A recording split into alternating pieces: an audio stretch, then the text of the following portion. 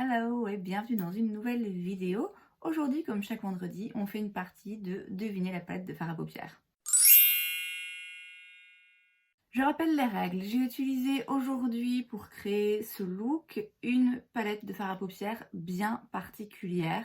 Dans un premier temps, je vais vous montrer les teintes de la palette que j'ai utilisée sur mes yeux.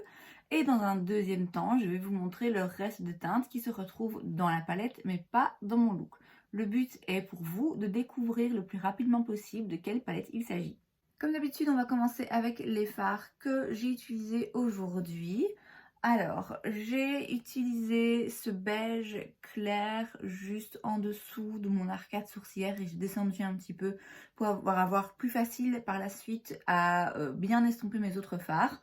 Il n'était pas 100% assez clair pour moi, du coup j'ai repris ce petit fard plutôt blanc que j'ai mis vraiment juste un tout petit peu juste là en dessous.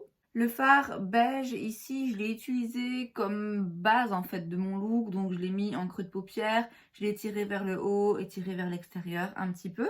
Ensuite, ce fard couleur un petit peu rouille, là je l'ai vraiment concentré dans le creux de paupière, pareil, je l'ai tiré un petit peu, mais en le fondant un petit peu moins en fait que le beige ici.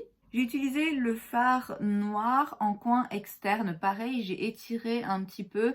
J'ai pas voulu qu'il reste trop noir opaque, donc j'ai pas hésité à faire des allers-retours entre ces deux-là pour vraiment avoir quelque chose de bien fondu, mais juste qu'il soit plus intense et plus charbonneux vers l'extérieur. Ce même fard noir, je l'ai aussi utilisé en ras de cils supérieur, donc je l'ai mis vraiment tout le long de mes cils. Je l'ai étiré un tout petit peu, mais encore une fois, ça reste léger, c'est pas un gros trait de liner. Cette teinte métallique, je l'ai appliquée sur toute la paupière mobile. Je me suis arrêtée vraiment juste ici, on va dire.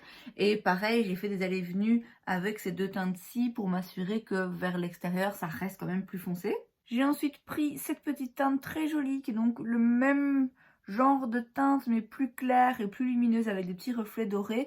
Et là, je l'ai mis vraiment juste à l'intérieur là de la paupière mobile. Pour le ras de cils inférieur, j'ai utilisé cette teinte très flash, très vive que j'ai mis tout le long de mon ras de cils, pareil où je me suis arrêtée on va dire là au dernier tiers. Et ce petit doré, du coup, je l'ai mis juste en coin interne et je l'ai descendu un petit peu vers le premier tiers ici du ras de cils inférieur. J'ai donc utilisé 9 teintes, 6 mat et 3 fards lumineux.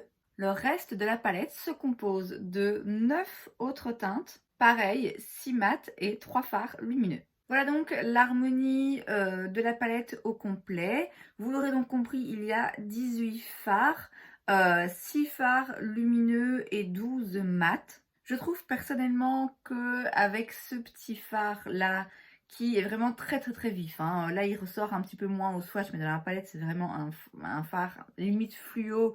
Et avec ce petit verre d'eau lumineux qui sont quand même des petites touches qui ressortent pas mal dans une palette qui autrement est quand même assez neutre, finalement assez nude. Vous avez du chaud, vous avez du froid, vous avez ce noir qui, je dois avouer, un très beau noir et vraiment pas mal. Juste histoire de vous donner un petit indice supplémentaire, c'est une palette que j'aurais pas utilisée dans cette vidéo Devinez la palette à l'époque où je l'ai tournée encore en anglais, pour la simple et bonne raison que, d'après moi, c'est une palette qui est beaucoup plus facile à deviner pour quelqu'un de français ou belge ou suisse, mais quelqu'un du monde anglophone, quand même, je doute qu'il aurait trouvé, parce que c'est une palette d'une marque française en collaboration avec une influenceuse française. Du coup, bon, là je pense que ça vous met un petit peu sur la piste,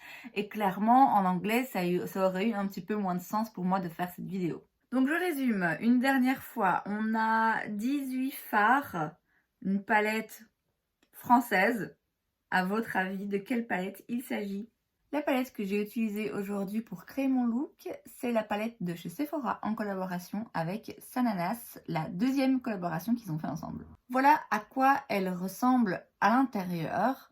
Alors je vous avoue que en ce qui me concerne, si on retire ces deux fards qui sont vraiment les fards les plus colorés et les plus intéressants, on va dire différents, quand on les retire, finalement, on a une palette assez banale, comme il en existe beaucoup d'autres.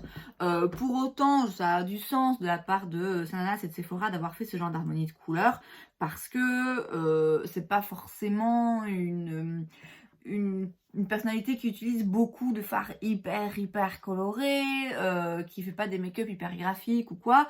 Donc avoir une palette relativement neutre pour des looks de tous les jours, c'est logique. Et puis en plus, j'ai quand même l'impression que ça correspond pas mal finalement à la clientèle que Sephora essaie de toucher avec cette collaboration avec Sananas. Mon avis sur cette palette depuis le début est mitigé parce que je trouve qu'il y a des teintes qui sont quand même vraiment pas ouf. Il y a des fards assez intéressants. Le fard Wow, il est vraiment pas mal. C'est celui que j'ai mis là en coin, enfin vers le premier tiers de ma paupière mobile.